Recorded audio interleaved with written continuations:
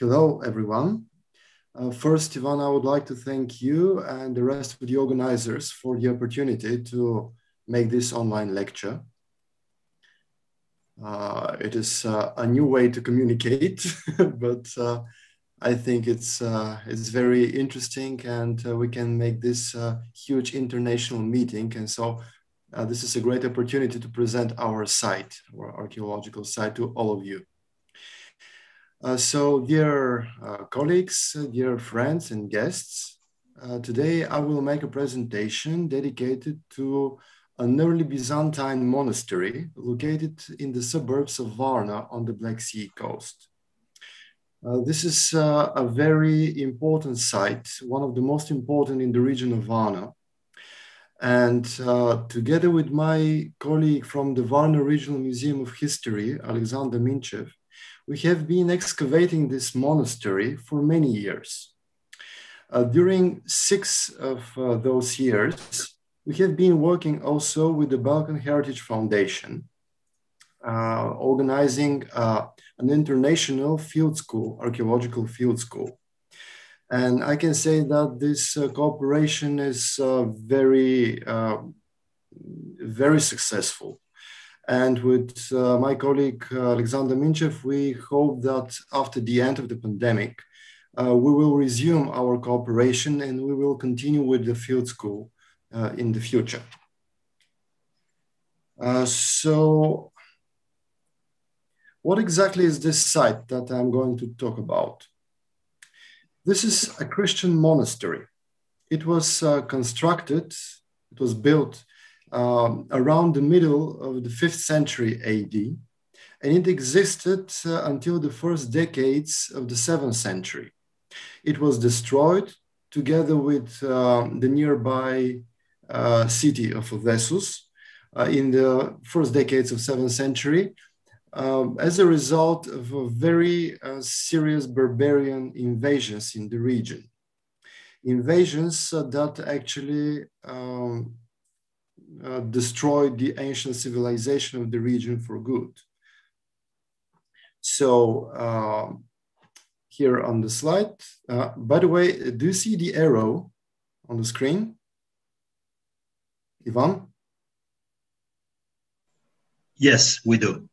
Yeah, okay, because I want to use it, yeah. So on the screen, you can see a general view of the site.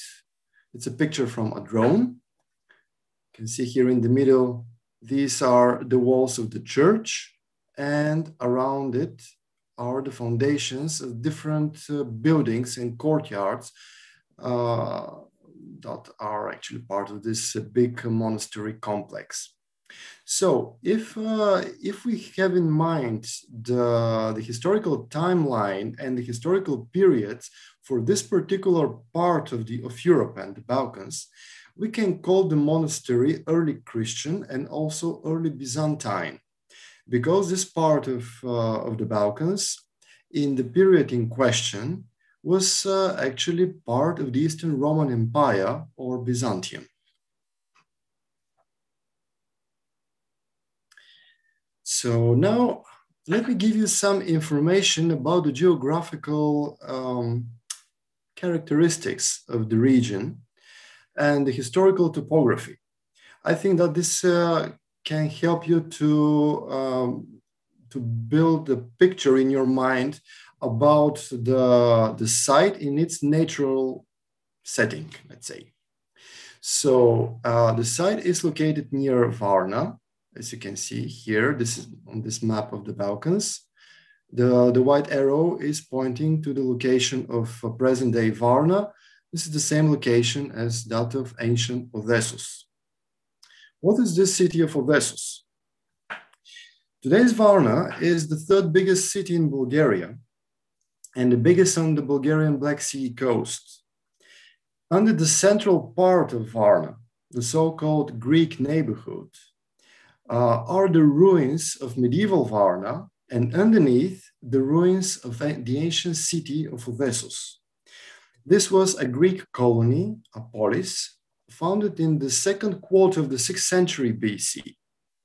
And because it was a harbor, a seaport, because of the sea trade, throughout the whole ancient period, Odessos remained a very important and flourishing city. It was initially an independent city-state, and then it became part of the Roman Empire. Here on the slide, you can see a picture of the biggest Roman monument in Varna. This is a bathhouse, the Roman Therme of Odessos from the 2nd century, a good illustration about the importance of Odessos in the Roman and late Roman period. So after the beginning of the 4th century, Odessos became a Christian center, a see of a bishop, then an archbishop. Of course, they started to build different churches and monasteries in the city and in its vicinities. And in the middle of the 5th century, they built this monumental monastery not far from the city of Odessos. Now look at the map. Let's go back to the mid-5th century. Imagine that all this modern city, of course, is not there, and we have only the ancient Odessos. Look at this yellow circle. This is the ancient city of Odessos, very close to the beach. And now, what do we have southward from the city? We have the sea. This is the Bay of Varna. This is the Lake of Varna. And here between them, there used to be a lowland. It's a marshy area with a small river that was running from the lake to the Bay of Varna. And through this same area was passing a very important ancient road, the so-called Via Pontica, or the Pontic Road, that used to connect the delta of the Danube River with the Bosphorus. And the road was running like this, and then near a hill here. This is actually the first hill opposite from the city, on the other side of this marshy area. This is the hill that now we call Johnavara, but this is a relatively new name. Unfortunately, we don't know the original name of this hill. So on the northern slope of this hill, on a level terrace, the people of Odessos built the monastery that we know as the Johnavara Monastery, after the modern name of the hill. The place was and still is wonderful, and the architects, the founders of the monastery, chose it very carefully. And because when they erected this huge church and the complex around it, this facility, it dominated the whole area. It was visible from everywhere because this was on the first hill. It was visible from the city of Odessos, but also from the whole area of the city, from the lake, from the sea, from the ships coming to the harbor. And the facility was dominating the area, but not only in geographical terms. It was dominating the area also in spiritual terms.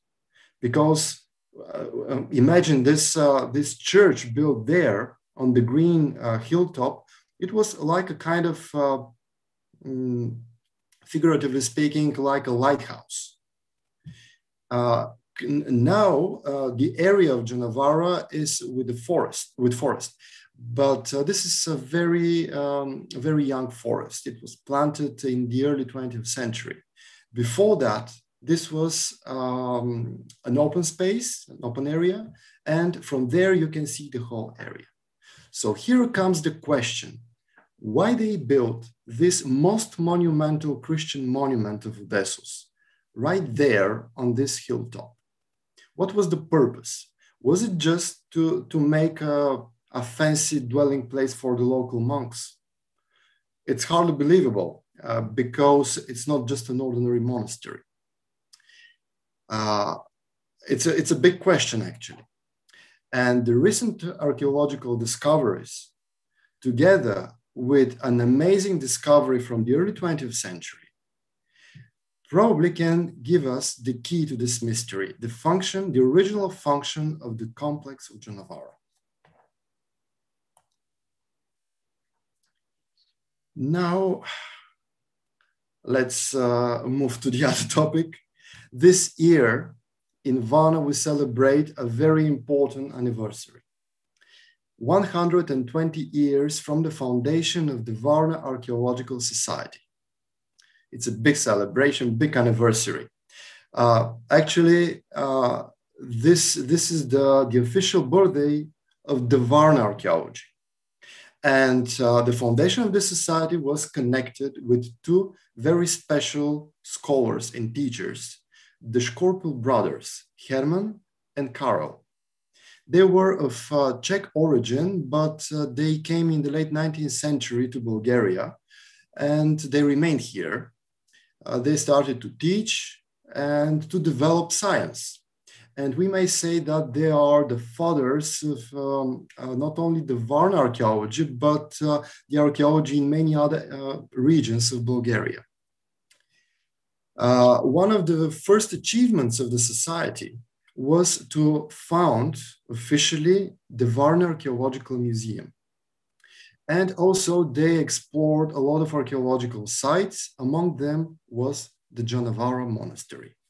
Actually, one of the two brothers, Herman Scorpio, was the man who discovered the monastery and conducted the first excavations in the early 20th century.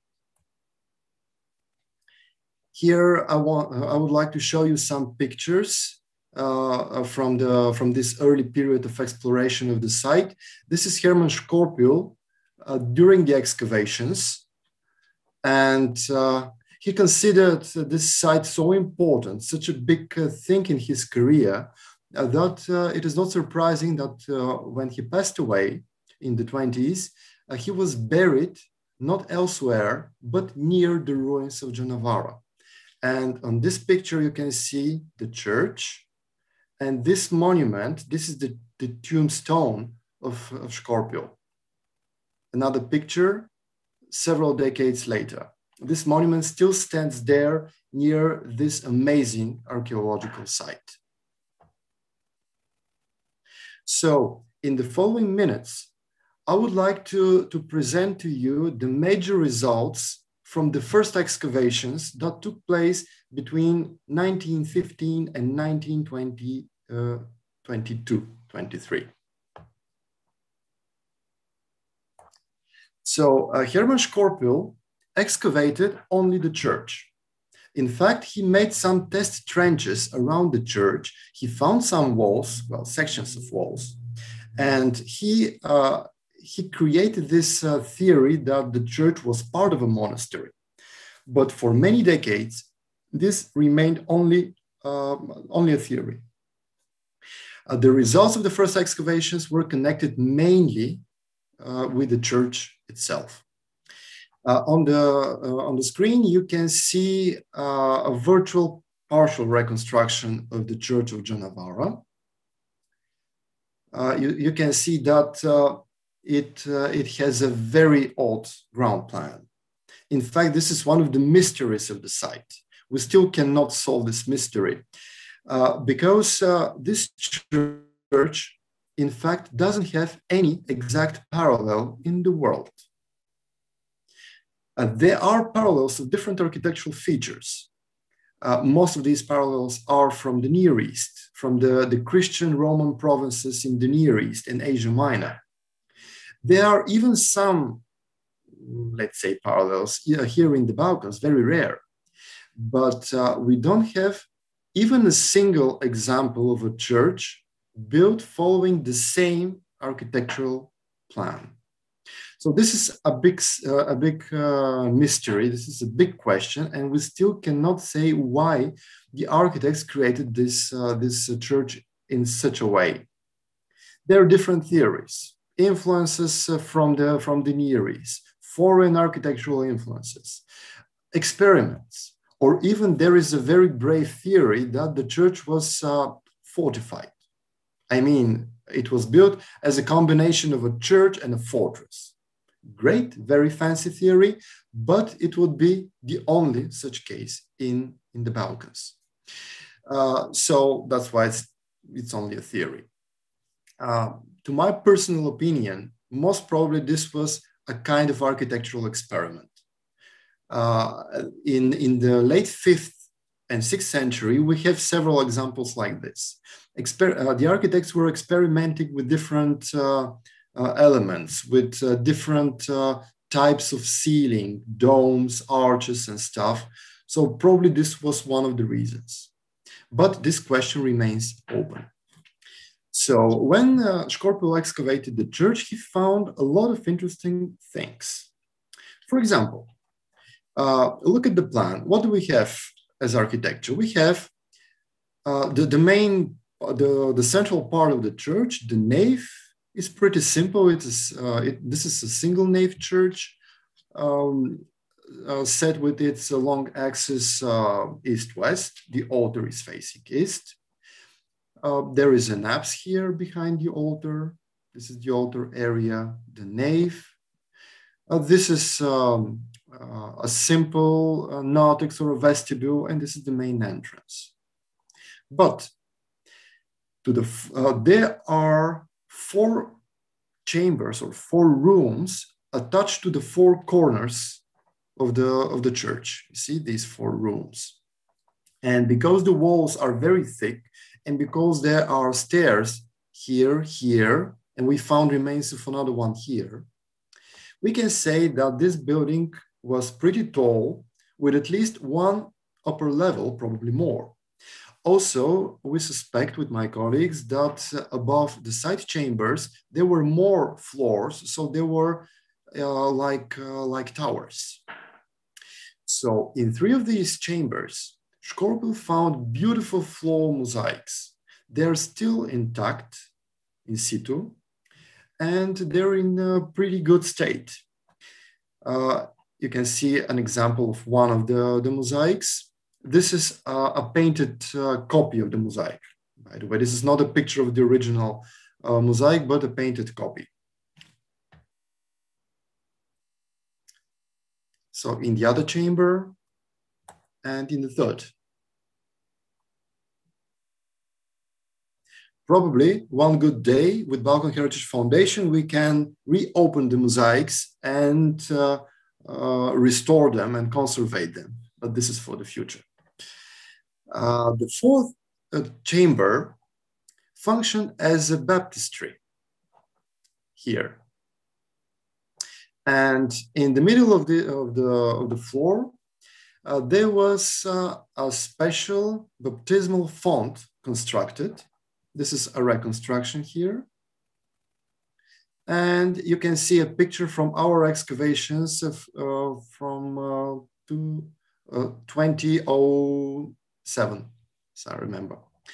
The font was in the shape of a cross, and in 2 of the arms, here and here, there were steps to go down and up. You can see remains of the steps here and here.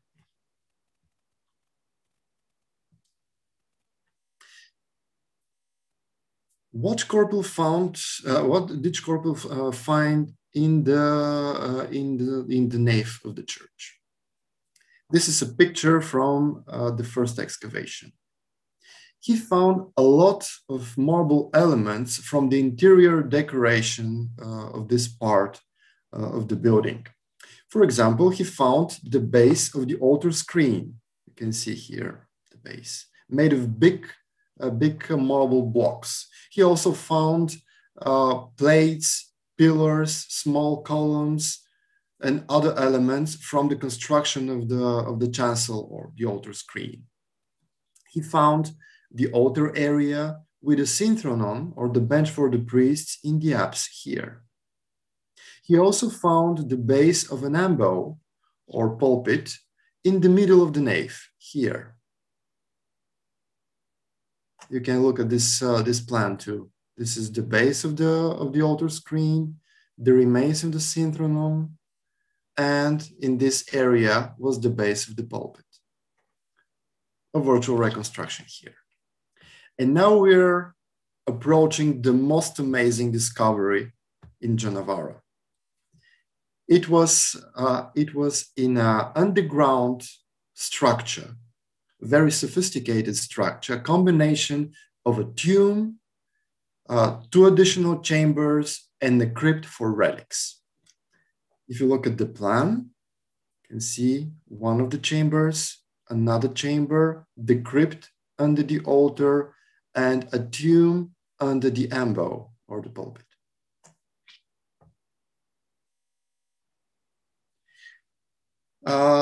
Now, I want to give you some information about the geology of the site because it is directly connected with this underground structure. Millions of years ago, the whole area of Varna was a seabed, was underwater. And that's why there are layers of limestone, sandstone, and between them, there are caverns or like pockets with sea sand. This is something very specific for the whole area. And one pocket of sand like this was right under the middle of the nave. This of course, cannot be a coincidence. And with my colleagues, we are sure that when they were looking for the place for the new construction, they found this specific phenomenon and they used the spot to build the church, and the cavern with sand was used to build this underground structure in it. How exactly this happened? They made a hole in the upper layer of limestone. It was like a small well. They get down to the cavern with sand. They took out part of the sand, and in the cavity that was formed, they built all these things with bricks and stones. The layer of limestone under the floor is approximately 1 meter thick. And on this picture, you can see this layer. This is the floor here. And here, the layer of limestone ends and starts the cavern with sand. This is not a theory. I've seen this sand with my own eyes. And this is real sea sand. When they removed part of the sand, they constructed the tomb, the crypt, and everything. The only access to this underground structure was through an opening in the floor that was sealed with stones and a marble slab. This is important to note because it was sealed. When the church was destroyed, all this remained there intact for centuries. So Scorpio got down in the first chamber, and from there, so from here, from this spot, on the western side, he found a completely preserved tomb. Inside of the tomb, he found 2 coffins of an adult, actually an elder male, and the other one was not a real coffin, but a box with bones of a younger individual. We don't know the names of those people, but for sure they were very important members of the local Christian community. They could be the founders. They could be members of the clergy. We don't know. But in any case, they were very important because the Christians, the local Christians, made their tomb right there under the middle of the church. And in very close proximity to the most holy place, to the holiest place, the crypt with the relics, which was right there under the altar. By the way, this is Alexander Minchev, my colleague, and he's taking pictures in the tomb. We reopened it several years ago. And this is the crypt, made of bricks and mortar. It was closed according to Scorpio descriptions with a marble slab. And inside, here inside, he found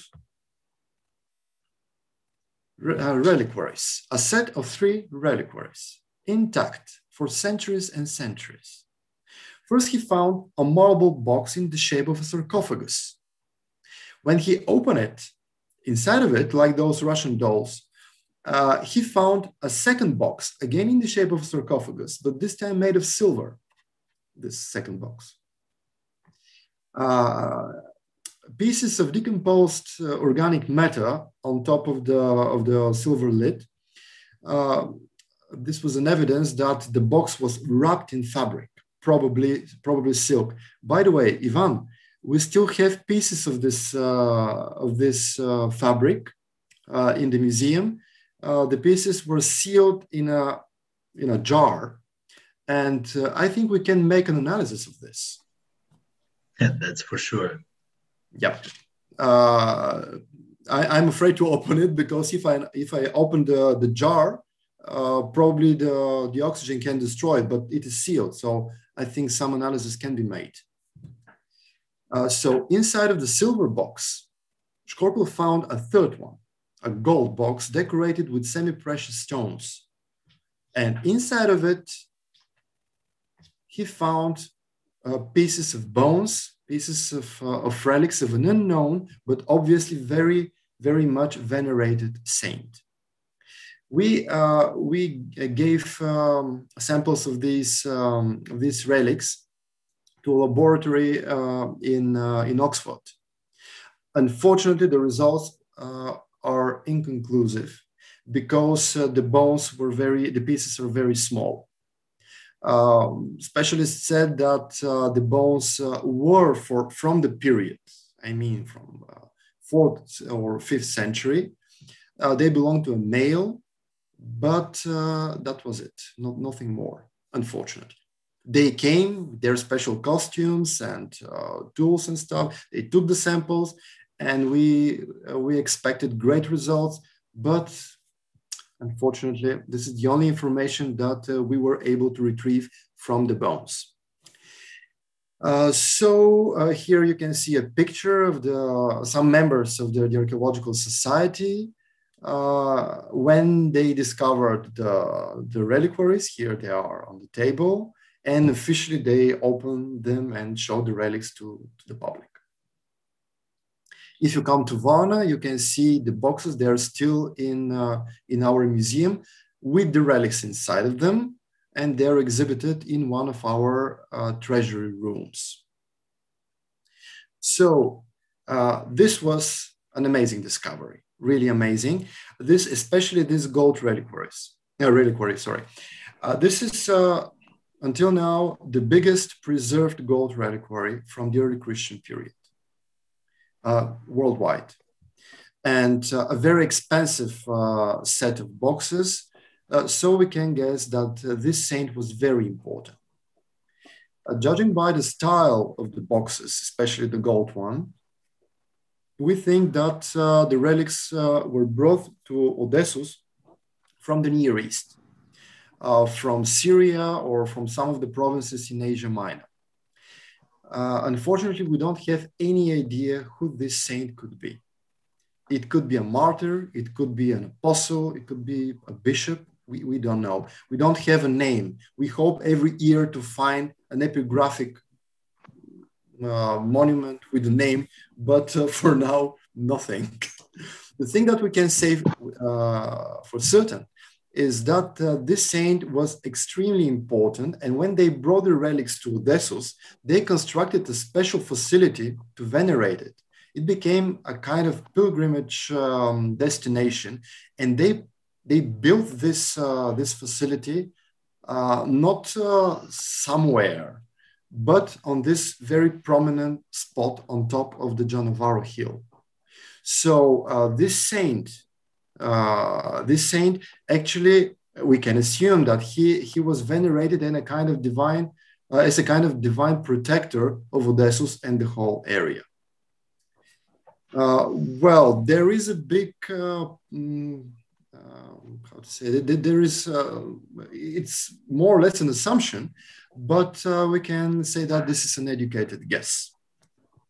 So we think that this is the reason why they built the complex there to house the relics. That's why they chose the spot.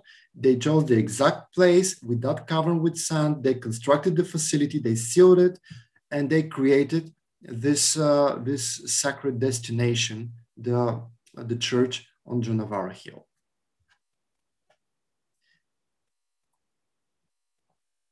So now we will move to the other part of our story, because actually the story around Johnavara is pretty interesting and with a lot of twists. So after the discovery, all the documentation was organized, and together with information for many more Christian sites, all this was sent to a very famous Byzantologist. You know him. This is Thomas Whitmore, the one who was connected with the restoration of Hagia Sophia in Constantinople and many other Byzantine sites. The man who founded the Byzantine Institute of America. So this scholar was a friend of Karol Scorpio, the other from the Scorpio brothers. So Karol Scorpio wrote a book about Christian monuments from the sea, from the Black Sea country of Bulgaria, this area. So he put together information about a lot of churches, monasteries, and other archaeological sites. He wrote this book, and he sent the manuscript to Whitmore to be published in USA. All the documentation with a lot of pictures, plans, etc., all this was sent to him. But for different reasons, this edition never happened. I mean, this book was never published. Then Scorpio passed away, then Whitmore passed away, and the archives, the manuscript remained in USA, and some parts of this, some photos were also in Paris for decades and decades. We managed to retrieve, we in Bulgaria, we managed to retrieve the manuscript partly, not before the 70s, with great efforts. And for a very long period, the site of Johnavara actually remained unpublished, and most of the detailed information about the site actually was like lost because of this story. That's why the monument, not the monument, sorry, the site of Johnavara gradually was like forgotten. I mean, the people just stopped to go there because there was no information about it.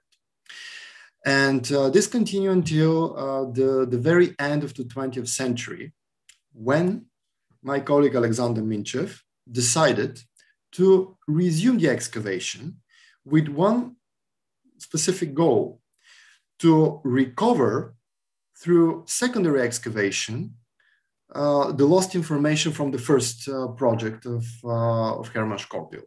So he started with small test trenches in the premises with the mosaics, and then in the middle of the church. And then this happened in 1997. And then at a certain point, I graduated from university and joined him. And here we are in the baptistry in 2007. And then our project started to grow bigger and bigger. Then the Balkan Heritage came, join us. And during the last years, actually, we have a pretty big excavation project. We have this International Archaeological School. A lot of colleagues come to help us. Here on this photo, you can see Minchev. This is Dr. Orlene McElfatrick from Great Britain. This is a colleague of mine, an archaeologist from Sofia, Alexander Manev. This is me here. And the rest are students from all around the world. We have from USA, from Canada, from Australia, from China, from France, from India, and many other countries. And gradually, Johnavara became an international archaeological site. And it's great because it's not just archaeological training there. We are making real archaeology with our students. We discover things. We make real archaeological discoveries.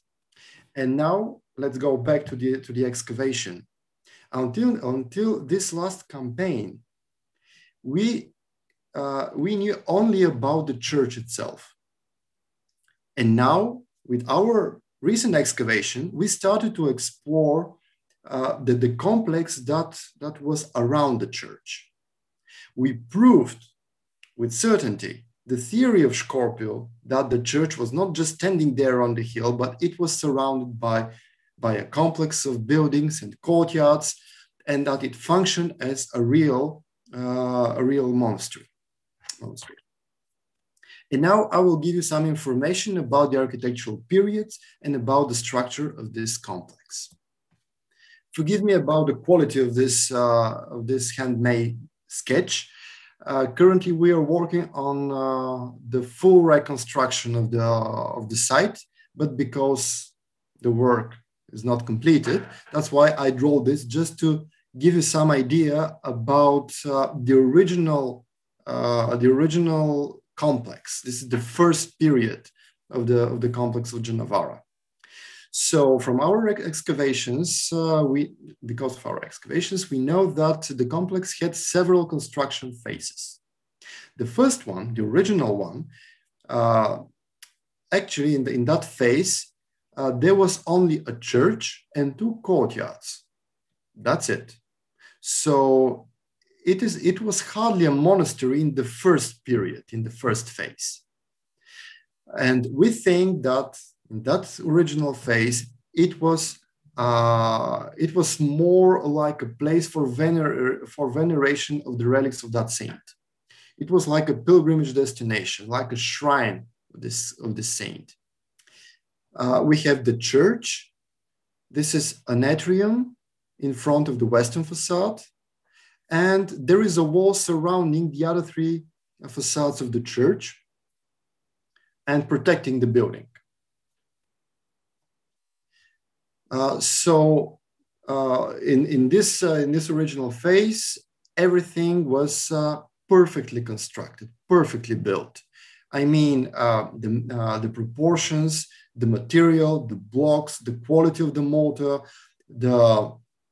the marble details, the columns, the walls, everything was extremely symmetrical, extremely correctly made, well measured, and built with high quality. We don't know who was the founder of the complex and who gave the money, but one thing is certain, that this was an extremely expensive building, and I don't believe that the city and the local Christian community, even the bishop himself, could give so much money for this. So probably it was sponsored by the state, by the emperor, but this is just an idea. We don't have a proof for this. Anyway, this is the first period, but then, and this happened very soon after the initial construction of the complex, it started to grow. They started to build more and more buildings attached to the original structure. And this is a plan of the excavated area. And actually, it's from 2018. So this is second to last season of excavations. Now we have some more parts in this area and in this area. And we have walls going southward from the complex. So we assume that it is even bigger, especially on the southern side. So in a period not more than a century, that original complex was transformed into a bigger complex with more buildings, with more courtyards. They built a water supply system. They built sewers also. We have at least 2 different ceramic pipes for fresh water, and we have several sewers. We found a small latrine also here in this area. So we are certain that from a purely pilgrimage site, like a kind of martyrium, it was transformed into a real place for living, for the monks, for the people who were maintaining the facility. So here you can see the area, this area. This was the atrium with the colonnade. And this is the original wall here. But then they started to put additional walls, creating different small buildings. Some of them were used for storage food, olive oil, and wine, of course. We have a big number of pithoi, or the big jars for grain and for wine, set in the ground in this backyard here. So we can say that this site around the church was used for the everyday life. And the forecourt, the atrium, was used for more official occasions, because this was the main entrance. The main access was from here. So they built here a 2-story building, some additional structures here. And last year, we found another courtyard in this area. And we can say by the finds, the small finds there, that it was an open space, and it was used for the maintenance of the monastery. Probably they were supplying the complex from there with food and other things. And as I said, we are certain now, after the last season, that the complex continues in southern direction, now under the New Forest. Some pictures from the monastery. This is the 2-story building, a very interesting part of the site, very well preserved. Of course, the building was collapsed, but we found a very clear stratigraphy. It's like a sandwich. We have remains from burnt wood from the beams of the floor. We have ceramic tiles that were on the floor, on the second floor. And then we have wood from the roof, and we have roof tiles, and all this like a sandwich. And it's a great part of the site, and it's like a manual in archaeology for our students, to show them how to read the layers. So it's here in this area. So this is one of the sewers with 2 arms here. Here you can see one of the pipes. There another one in other part of the site.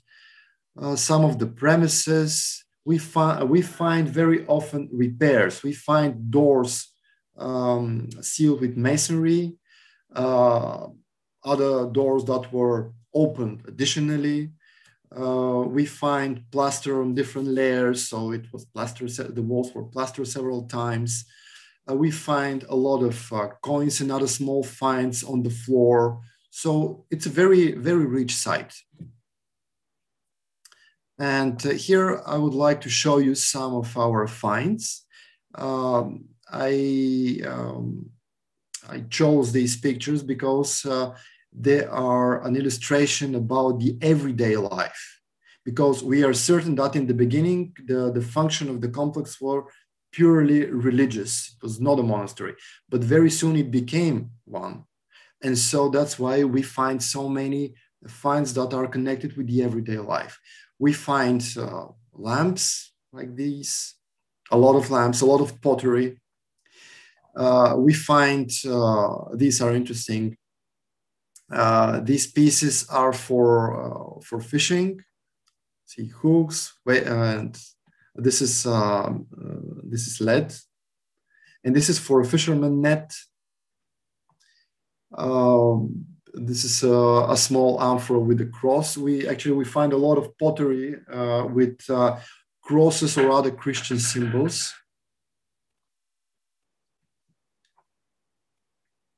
Some metal finds. This is for agriculture, you see. We have a lot of keys, like this one, from the doors. A lot of glass. Most of the glass pieces were actually from glass oil lamps, used not only in the church, but also in the houses around it.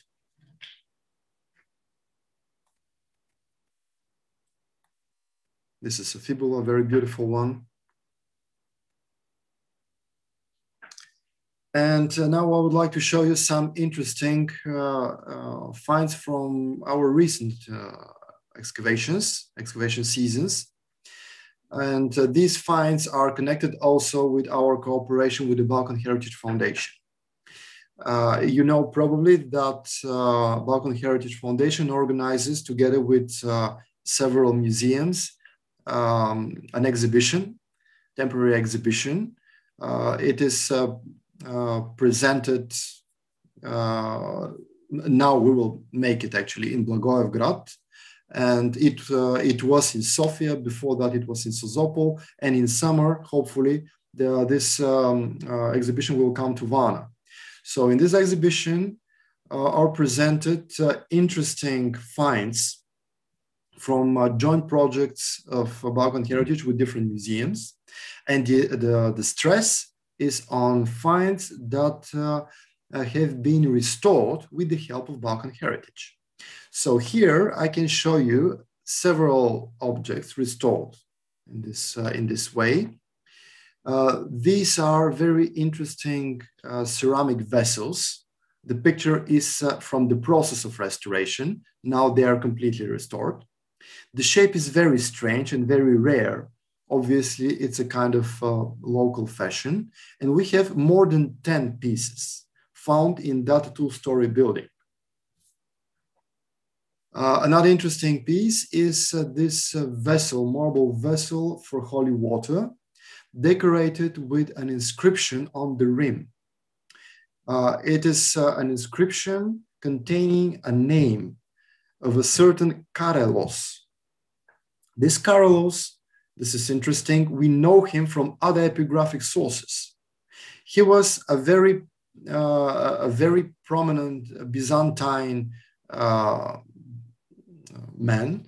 He was a military officer, and we know that he was for a time in Constantinople. Then he went with the army to Western Europe, and then obviously in his last years he retired in Odessos. We don't know why.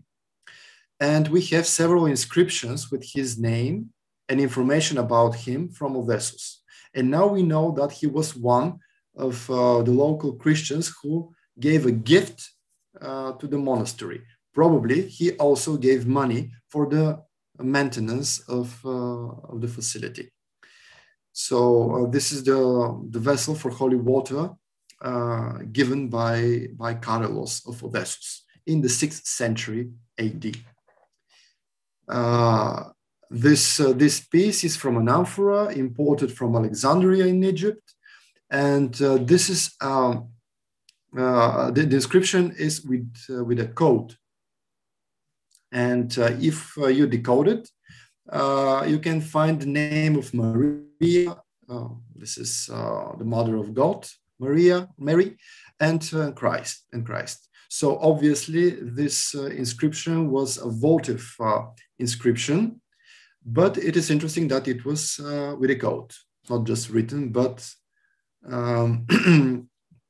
hidden with this coat. And at the end of my presentation, I would like to present to you this face. This is a small terracotta fragment, a part of a terracotta figure that could be a mask or a bust. We don't know for sure. We found only this piece. The dating of this artifact should be in the 6th century. At least the style suggests this. And we think that probably this was a portrait of an emperor, or it could be a portrait of a certain saint, but more probably, this is a portrait of an emperor. We show this everywhere in every conference, and we ask our colleagues for parallels, for ideas who this could be. Because the terracotta figurines, they were very widespread in antiquity, in Hellenistic period, then in Roman period, but in late antiquity and in Christian culture, they were not a thing. I mean, we don't have terracotta figurines from this period, or at least they're very rare. So I will ask you too, if you have any information that can help us to interpret this face from Johnavara, the so-called emperor. So thank you for your attention, and I hope that my presentation was interesting for you. And now it's time for question and discussion. Thank you. First, thank you very much, Vasil. I would like to ask our attendees if they have questions. There are two ways to ask a question. First, in the chat room, you can set your message and question there, or just raising a hand, and I can give you a floor. Ask your question. I have a question regarding the end of the compound. Can you tell us more about the end of the Johnavara compound in the early 7th century? Well, I can tell you only the information that we have from the excavations. So the complex had several construction phases. Until now, we can distinguish 5 phases. So first, of course, the original one. Then we have 3 more in which the complex was growing and becoming a monastery, bigger and bigger monastery. The last construction phase of the monastery, which is number 4, note this number 4, was dated with coins that are of Emperor Phocas, and they are from the first decade of the 7th century. So in this period, or a little bit after, the complex was enlarged and repaired for the last time. Then everything was destroyed. We have a hiatus, we have an empty layer in many places. And then at a certain point in the 7th century, the first half of the 7th century, and not long after the destruction of the monastery, some people came back and built something on top of the ruins and in the ruins. And this is very confusing because they used the building material from the old buildings. They used the blocks, but they built everything in a with a very low quality. I mean, the walls were not even, no right angle in this new period. Also, the quality of life was very low. We have dugouts in the ruins. We have hearts in the dugouts made of pieces of broken pithoi, for example. We have pottery that was of the lowest possible quality of the period.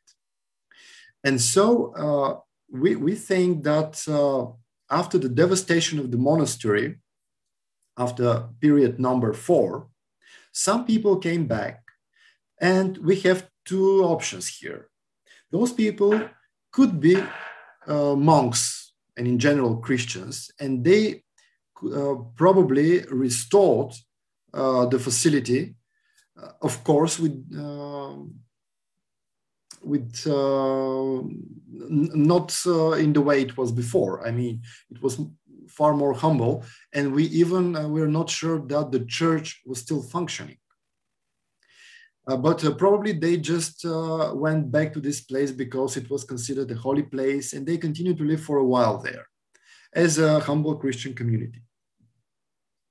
Option number 2, probably this was in the last phase, number 5.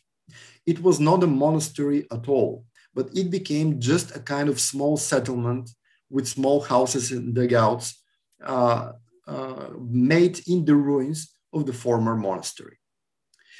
We still cannot date precisely the end of this period number 5, but we know from other sites in the area that Odessos itself, the city, was destroyed, devastated for good in the middle of the second decade of 7th century, which means that the city ceased to exist, but this doesn't mean that the people abandoned it completely.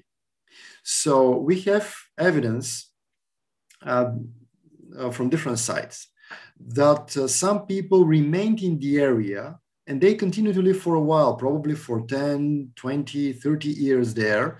And gradually people abandoned it, and the ancient civilization completely stopped.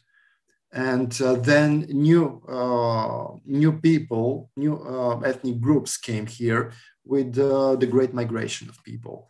This happened in the second half of the 7th century. So this is the general picture, and this is the information that we have about the end of the complex. Actually, the very last question is regarding the identity of the barbarians who destroyed the area. I will start from the bottom up. I mean, the questions that were in the chat room, that are in the chat room. So, because you already mentioned the barbarians, or the people who destroyed devastated the whole area, not only the monastery. Can you tell us more about their identity? And if, as far as I remember, there were these Avar arrows and Avar type of arrows that you discovered back then in 2010. Can you tell us more about this? So first, I have to say that I'm not a specialist in those barbarian cultures.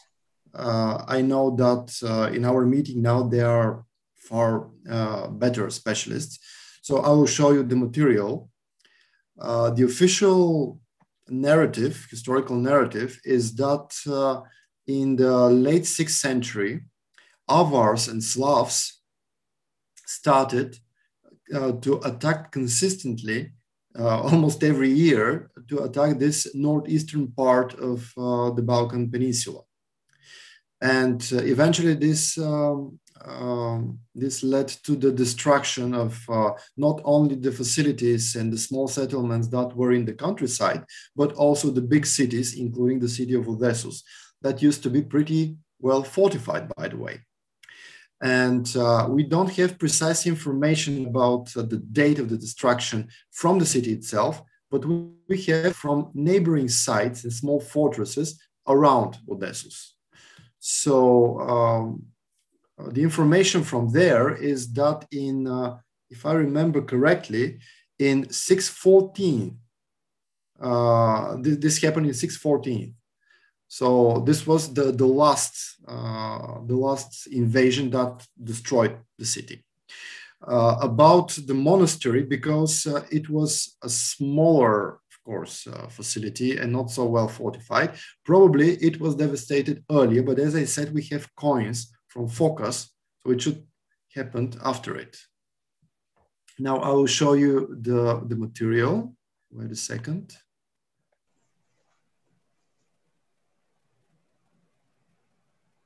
Oop. Yeah, this is one of the arrows here. We have several, probably we have around 10 found in different parts of the site. And they are with 3 edges. And actually, all of the arrows that we have are of this type. There are not many, and all of them are of this type. And then this fibula. Actually, we have only a few fibulae from the site, and this is the only one that can be connected with some barbarians.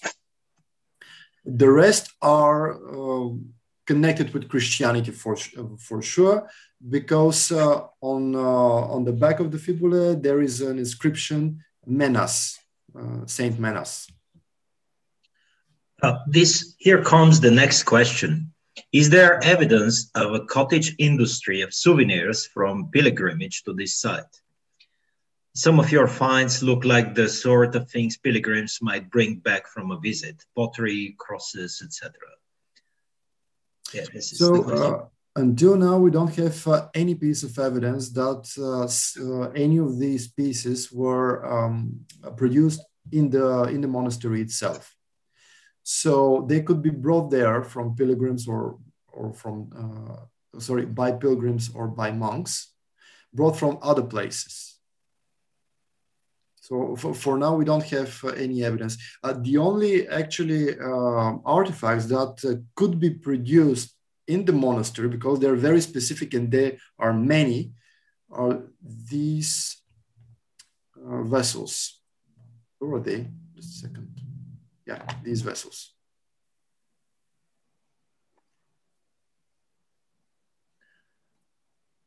And another question, has the full manuscript been recovered from United States? Sorry?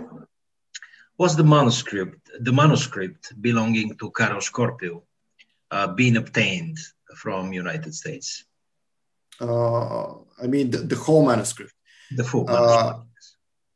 As far as I know, not all of it, but everything that was reachable, let's say, was retrieved.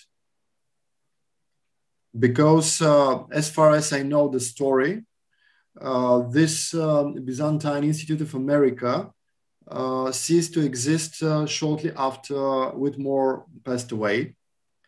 And the library, the archives, and some collections were transferred to Dumbarton Oaks. And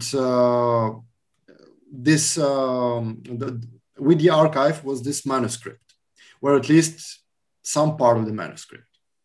Also, I know that some pictures and drawings were in Paris and retrieved from there, because Whitmore had also a kind of like an office there of this institute in Paris. So some things were there, some were in USA. So our American colleagues put together everything they could and they sent it to Bulgaria. But as far as I know, it was not everything. The other problem, and this was a huge problem, I'm saying this because I'm working with this manuscript, is that the link between the illustrations and the text was broken. The manuscript was reworked many times by Scorpio and by colleagues in the Institute, because they were preparing it for publishing for many years. And during this process, the original link between pictures, drawings, and text was altered, and a new one was not established. So now we have a pile of pictures and a pile of drawings, and we have the manuscript itself. And even for me, because I know very well the site, even for me, it is difficult to connect everything. Not speaking about the other sites described in the manuscript, because it was not only about Janavara, the manuscript was about many other sites. How about the Templon? There is a question about the templon and the reconstruction of the templon. Have parts of this templon survived, and what is the reconstruction based on? Thank you very much for this question. This is a favorite topic for me. Just a second, I'm going back to the reconstruction here.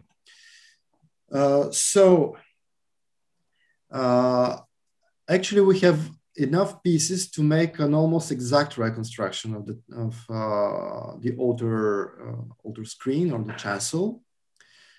It was of the so-called tall or high type, which means that it was not only with small pillars and slabs between them, but there was also an upper part with small columns and a beam on top of the columns.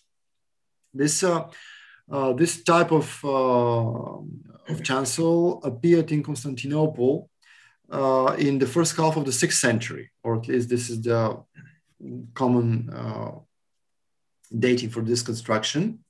And it spread from there to regions that were under strong Constantinopolitan influence. We have enough pieces to say that for certain the chancel in Johnavara was of this Constantinopolitan type. And here comes the question, the logical question. The church was built earlier. Why the screen was of this type and not the more archaic one without columns? Because I have more tricks in my sleeve. Because the church actually was repaired severely at a certain point in the early 6th century. Something happened. According to some specialists in, just a second to pronounce it, seismology, there was an earthquake in the 6th century that damaged partly the church, so it was repaired. And the floor, they made another floor.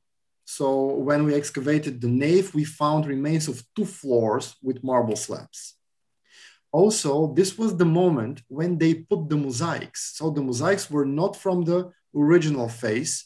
They were from the moment when they repaired the church. That's why I'm very curious someday to take off some of the mosaics at least, and to see what was underneath, because we have some evidence that there were some structures, some water pipes underneath, and I want to explore this, but it is possible only if we remove part of the mosaics. So when the church was repaired, it was decorated very richly. And this was the moment in the 6th century, early 6th century, when they made this, this marble chancel with the columns. This. If you ask about the other elements of the liturgical arrangement, liturgical installations, I can say that the synthronon was from the original period. We can't say whether it was of this high type with many steps, or it was lower in the beginning, because the high synthronon is typical for the 6th century too. But for certain, the base was from the original phase, because the second floor overlapped the first step of the synthron. So it is for sure. And also, if I develop further this theory about the repairs, I can suggest that the repairs took place in the late 30s, at least in the late 30s, not before that. In a period when the provinces in this part of the Balkans were reformed. And this happened in the time of Justinian the Great. He created a new unit in this part of the empire, the so-called Questura Exercitus. And the center of this unit was in Odessos. And we have a lot of public buildings, including a lot of churches. that have repairs and have new decoration that can be connected with this period. Because in this period, in the late 30s and a little bit after this, the city was funded a lot. A lot of investments were made there because it became the center of this new administrative unit, Questura Exercitus. And also in the same period, the Bishop of Odessos became an archbishop. So he acquired a new rank. So if we connect all these pieces, we can build the hypothesis that the repairs in Johnavara took place also in this period. So there was enough funding. So the local Christians commissioned new decoration. And so they not only repaired, but they also redecorated the church and the complex of Johnavara. Thank you very much. Thank you very much, Marina. Oh, Marina, hello. This was her question. I will be happy to answer your second question actually after the end of the presentation.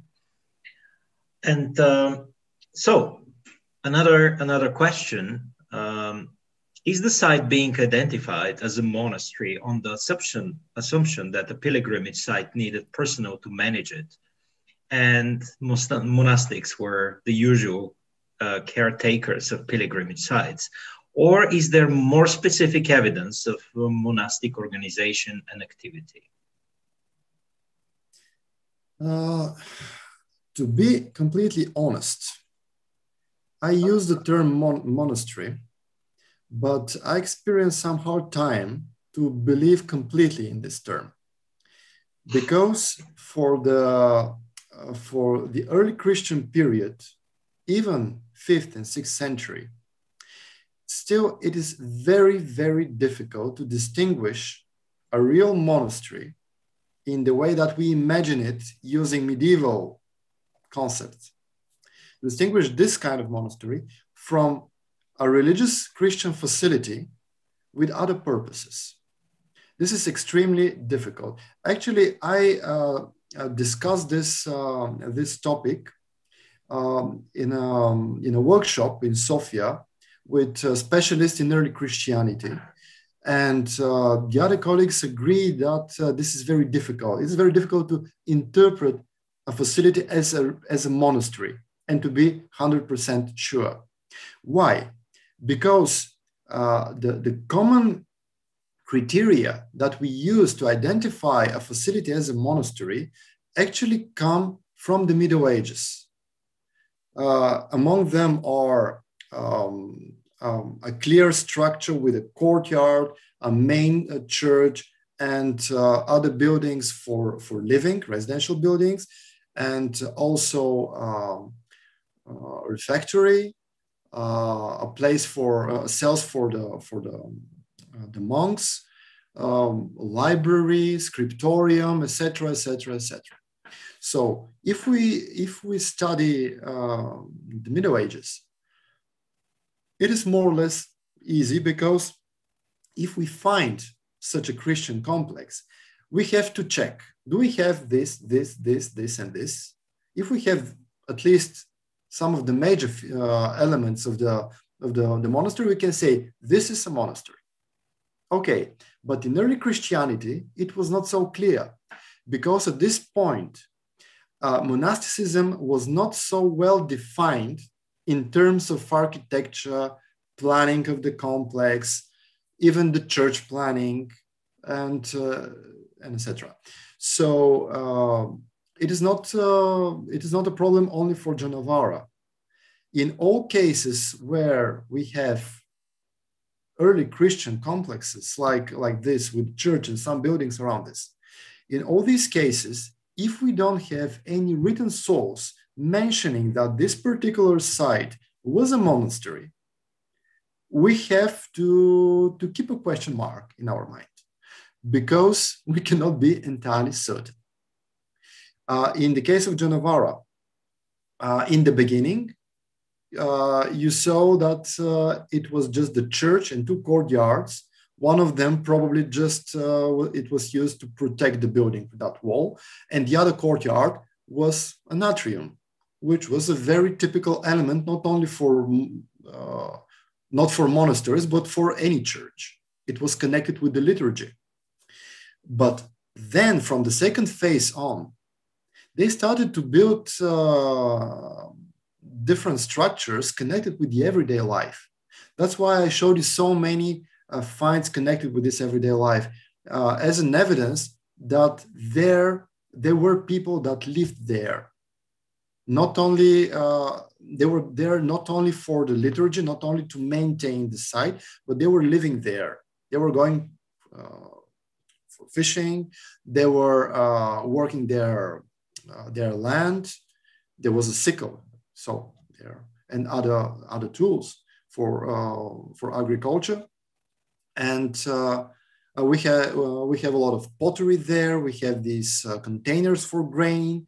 So for certain, people lived there, and that's why we assume that it became a monastery. But again, to be completely honest, we have to keep a question mark because of all these circumstances. Thank you, Vasil. There are some other questions related to the economy and subsistence of this compound. Is there any evidence that the monks cultivated their own food, or did they rely on donations? Well, our archaeological evidence is not enough to make such conclusions. But as you see, we have fishermen belongings, we have knives, we have sickles, we have a scissor also, but it was in a very bad state, so that's why I can't show you a picture. We have also, what else? Metal tools for working land, but it doesn't mean that it was enough to produce all of their food. So we guess, but it's just a guess, that part of the supplies were imported from the area, probably from the city or from the surroundings. And that's it. I mean, we cannot make very precise conclusions about this. Thank you. And also some question related to the material evidence, the artifacts found at the site. Okay, an amphora fragment you showed at the end of the presentation. Could it be a piece of ostraca? In what sense? That's a question of Alessandra Ricci, and maybe this is the piece. Yes. What's your interpretation of this fragment? Well, usually this is a dipinto. It's an inscription on an amphora or on pottery. Usually these inscriptions were with apotropaic function. They were on amphorae for wine that was a little bit more special. Probably wine that was imported to be used in the liturgy. This is a guess. And this is not a unique piece. Actually, even from Varna, we have more pieces from other parts of the region. And there are a lot of dipinti like this from other parts of the Mediterranean. This particular inscription, because of the type of the paint and the shape of letters and the code of the text, according to our colleague Sharankov, all this is typical for Alexandria. So his suggestion was that this amphora with this inscription was imported from Egypt. And because such inscriptions were not used for just ordinary amphora with ordinary wine, so most probably this was some good, special, probably blessed wine imported here for the needs of the church. Very interesting comment from actually our colleague from Egypt. Yeah. The monastery of St. Menes in Mariut, near Alexandria, which was founded around the same period and, funny enough, destroyed around the 7th century. This monastery, St. Menes, was the patron saint of Alexandria. Do we have any information of who was the patron saint of Odessos, or at least of this compound, this church?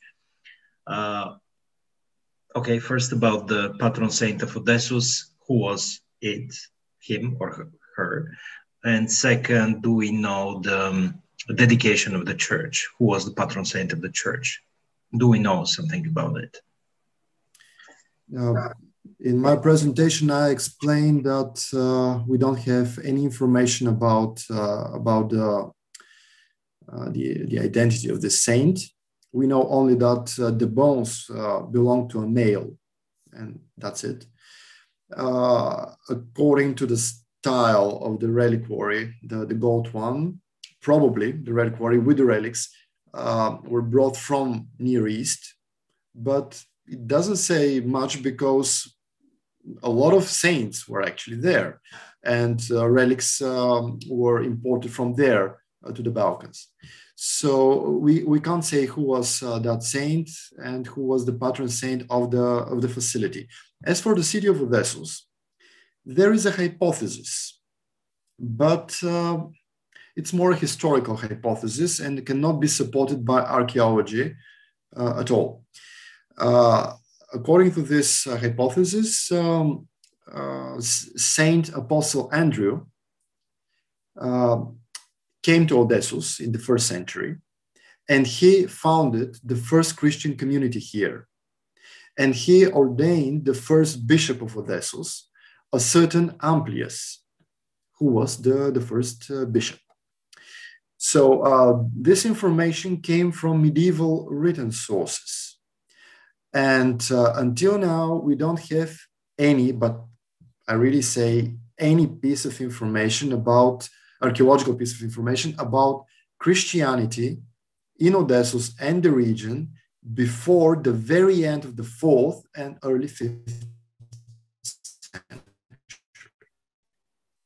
So we have a very long period with no archaeological information at all. And we have this medieval story about St. Andrew passing by Odessos on the way to northern coast of the Black Sea. And according to this, this source, he founded the community. So if we follow this tradition, we can assume that St. Andrew or St. Amplius were patron saints of Odessos, but we cannot prove it with anything. It has a reflection on the modern Christianity, but this is a totally different matter. In nowadays, the patron saint of Varna saints are the Mother of God and St. Andrew, and another saint, later saint also. And the cross of St. Andrew is on the flag of the Metropolitan Bishop of Varna. But this is modern. We don't have any evidence for the period in question. Can you tell us more about the graves discovered around the church? The graves around the church. Well, I decided not to put pictures of those graves because I thought that the presentation would be too long. But anyway, we have several graves in the church. I will show you the plan if you wait a second. We don't have a real necropolis. We have several graves. So the most important grave, or it's a tomb actually, this is the tomb in the middle of the church here. Then in the hierarchy of important graves, we have two more that were in the narthex, here and here. Those were graves, not tombs, but graves built with stones and bricks. So pretty well made. According to Scorpio's descriptions, in one of the graves, he found a male, and he was holding, how's called this, a rosary. So he found beads of a rosary near the hand bones of the deceased. Unfortunately, we don't have these artifacts. They're not preserved. I tried to find them in the museum, but nothing. So only a description in one of these graves. So he was saying, oh, this guy had a rosary, so he must be a monk. Then we have several graves in this area behind the church, in this courtyard here. There were three in total, actually four, because to the third of the graves, it was attached a small grave for a small child, not a baby, but a small child, this one here. In these graves, we found them intact, but inside we didn't find anything, any object. They were just with bones, and that's it. So these are all the graves that we have from the monastery, in the monastery. I assume that they belong to special people, even those in the courtyard. And if there was a real necropolis, we have to find it in the future, because it was not in the complex itself. Probably it was somewhere outside in the forest. Thank you very much. The discussion is going on, and have you heard about the church in Georgia that is relatively similar? We received a note from Salome Meladze from Georgia. This is about the Dolohopi Basilica near the town of Kvareli in Georgia, and discovered in 2004. It isn't called church, but it has the same eastern part of the church, designed more or less like the church here. Have you heard about this? Have you seen this church in? I don't know how to pronounce it properly, but probably Dolohopi Basilica. I'm not familiar with this particular church. But I've seen several other sites in eastern part of Asia Minor and the Caucasus region, also in northern Syria. Sites where you can find parallels of certain features of the architecture. So I guess that this new site can add some more information about this. So because of this partial parallels, with my colleagues, we think that probably there was a kind of Eastern influence to Janavara. But unfortunately, we cannot find an exact parallel. And that's why we are not sure that it was a copy of something from the East. It's more likely to have here some influence, and this influence to be mixed with architectural experiments or something. The big problem in Janavara, actually, is that if you want to make a comparison between different sites, you have to be certain about the sites that you are comparing. So in our case in Johnavara, we experience a very hard time reconstructing the building in its upper part. There are several theories. We are working on several theories, and they're very different, really very different. In one of these theories, for example, we are trying to reconstruct it as a really very well fortified building, made to defend itself from attack. The other direction for reconstructing the site is to create a sophisticated upper level with galleries, with connections between the different parts on the second level.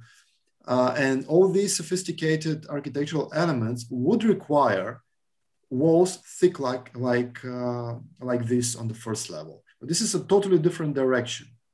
And then if you try to reconstruct the upper floor, again, there are several different ways to do it. So when we don't know what exactly was the situation in Odessos, it is very difficult to find the exact parallels elsewhere.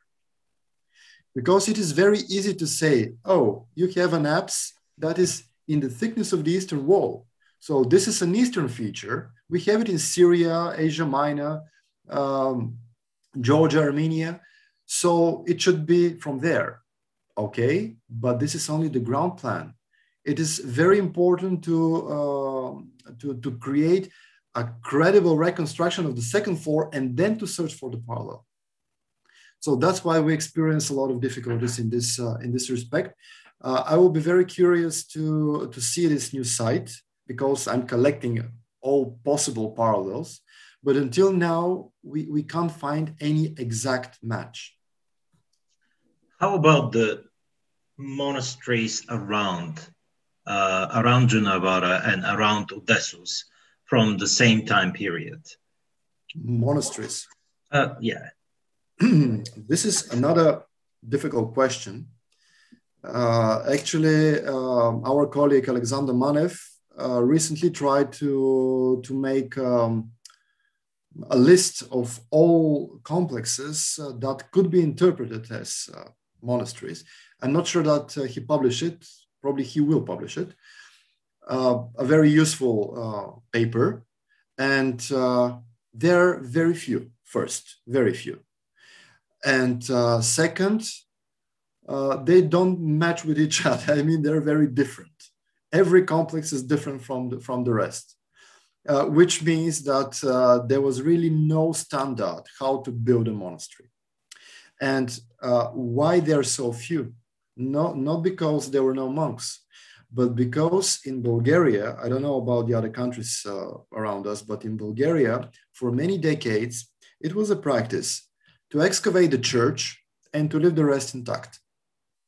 We have a lot of papers from the last decades about churches, with published churches. And for example, with one sentence, it is said that, oh, and probably there is a complex around it, period. And that's why we don't have archaeological information to make a better comparison between the different facilities.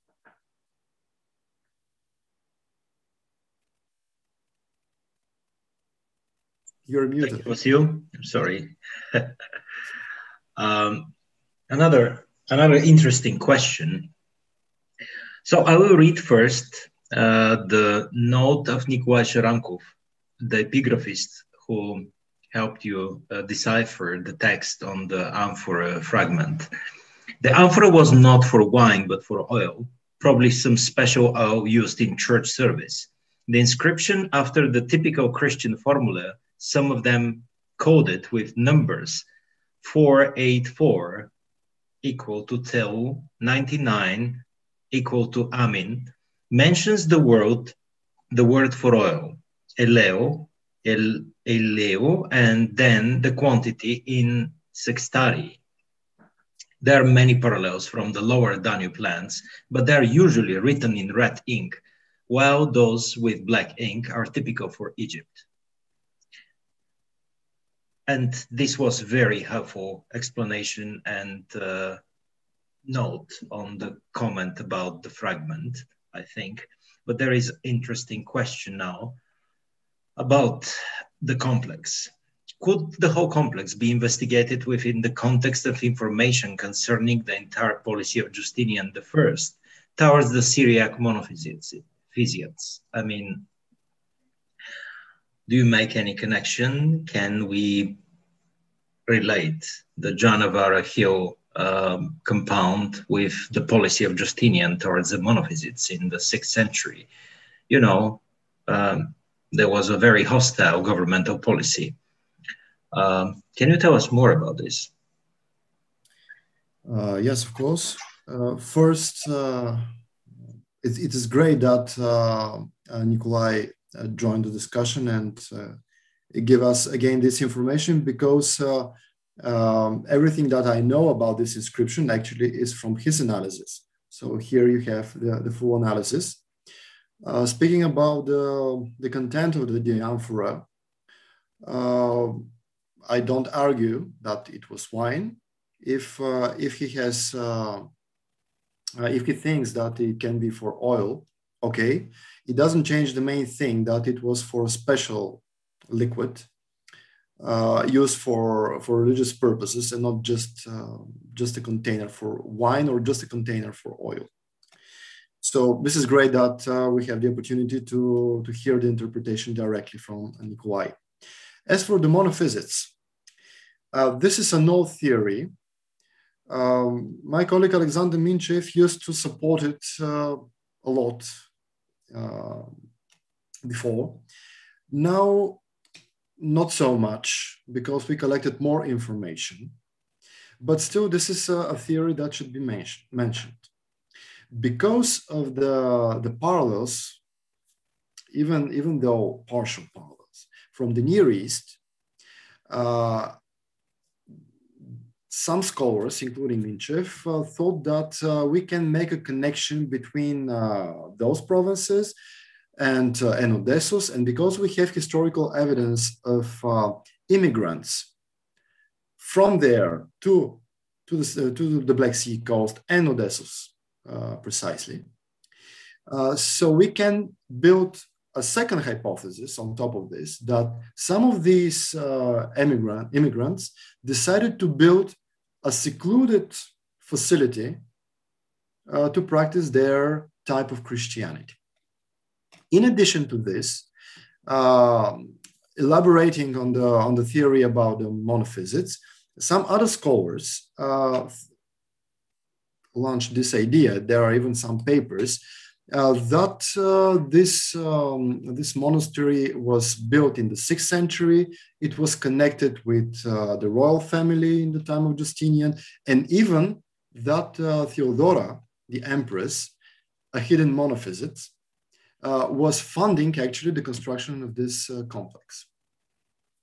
As I remember, Pavel Georgiev had a paper about this. So all these monophysite theories have one weak spot. The problem is that we don't have any direct evidence that any heretic community was connected with this church and this complex. Furthermore, I spent a lot of time explaining about the location, how it was visible from everywhere, etc., etc., etc. You have to agree that it is completely not logical to move a certain heretic group from one place to another, and this group to build their complex on such spot that can be visible from everywhere, especially from the Orthodox city of Odessos, because we have historical records about the orthodoxy of the bishops of Odessos. Some of them participated to the councils, the church councils, so we know about this. So that's why it is not logical to assume that this facility was something else than mainstream Christian. Second, of course, there were immigrants from the East. This was not so special, but we don't have information, specific information that they were organized in a separate community and that they wanted to do something especially for them. We just don't have information about this. And the third thing, this is my own research. It is connected with the liturgical installations in the church. The church itself, inside, no matter of the old architecture, inside the church was designed in a very, very how to say, Constantinopolitan way. I mean, there was nothing odd in the organization of the space. The shape of the altar, the place of the altar table, the shape of the synthronon, the shape of the chancel, the place of the ambo, everything was so Constantinopolitan. And that's why I personally can't see anything that can support scientifically any connection between this facility and the monophysites.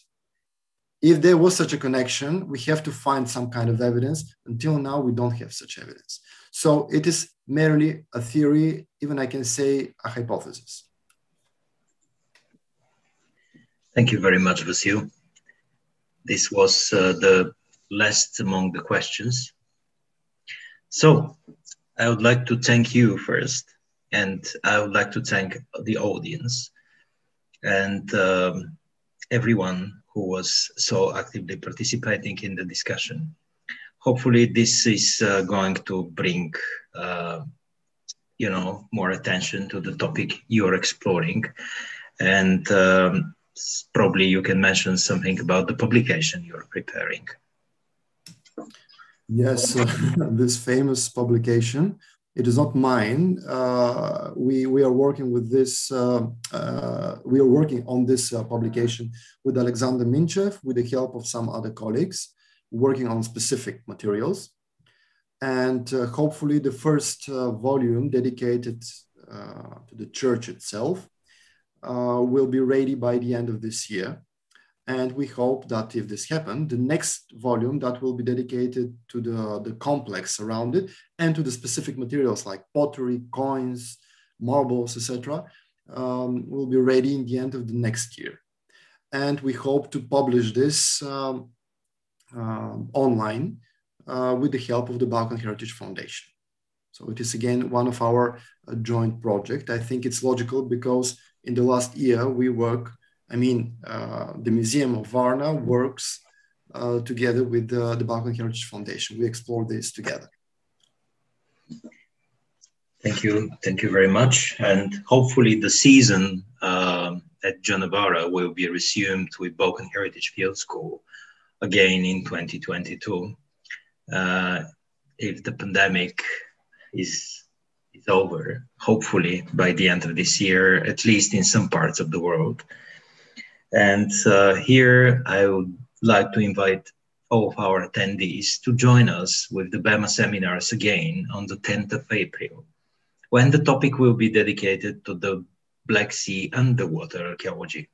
So if you're interested in that kind of things and that kind of topics, I mean, more news from the area of the southern Bulgarian Black Sea coast, together with our colleague, Dr. Naiden Prakov, who is the director of the Center for Underwater Archaeology, on the 10th of April. Stay tuned with us. We are going to send a notice. Thank you very much, Vasil, and thank you everyone for the support and interest joining us. Have a wonderful day. Very much to you. Bye. Thank you very much. Bye, thank you. Everyone. Bye. Thank you, bye. Thank you, bye. So. Bye, Misha. Okay, bye, everyone. Thank you, everybody. Thank you from Canada. Have a nice weekend. It's starting now in Canada. Half of hour is over. So we definitely can stay a little bit more and say cheers to everyone. Oh, I have a glass. Yes, this belongs. Okay. Cheers from Varna. I'm going to bring a beer. Cheers, guys. And the ones who stayed can join us for a just glass of wine, or at least in Bulgaria, it's late Saturday evening, so it's nearly 10 o'clock, and it's time for just a, you know, friendly talk. Caroline, you're welcome. I see Buyan, Teresa, and yeah, other guests. So if you're up to a glass of wine, you're welcome. I'm afraid I have to go, so cheers from me, and have a nice part of the day in your country. So Thank bye. You. Thank you very much, Vasil. It was great. You're welcome. Thank you. Bye, Vasil. Yeah, and yeah, I'm still here. Buyan, are you around? Yeah, I'm around. I can hear your voice, but cannot see you. After a little while, you'll see me. Yeah, it was very, very interesting and informative to us as well. Not only to the people interested in late antiquity and early Christian archaeology, but that was a good one. Thank you very much for the support. I mean, Bogdan, Luba, Barbara, Angela, and the other colleagues who made this BEMA lecture successful. I actually really enjoyed the lecture. It was a flashback for me because actually I wrote my bachelor's thesis on churches, and this was one of the churches I wrote about. So to see so much new information uncovered since then, it's been really fascinating. So it was a pleasure, really. Yeah. And hopefully by the beginning of the next lecture, we can have the registration form operating. So this will be a kind of a little advance. And for the colleagues from the New Bulgarian University, we received an invitation from your colleague from the Department for Continuing Education for a meeting, probably in the forthcoming weeks, and talking about the BEMA seminars. Really? Wow. Yeah. Oh, great. That's very nice. Great. Yeah. And how are you doing, actually, guys? Boyan is back from survey. Lecturing, writing, habilitation, and so on. How was the survey? I'm sorry, we can still keep the conversation going in English because of some guests. Yeah, there are some guests may join us. Other guys, English speakers. The weather was very nice. Cool and rainy. But actually, this season we have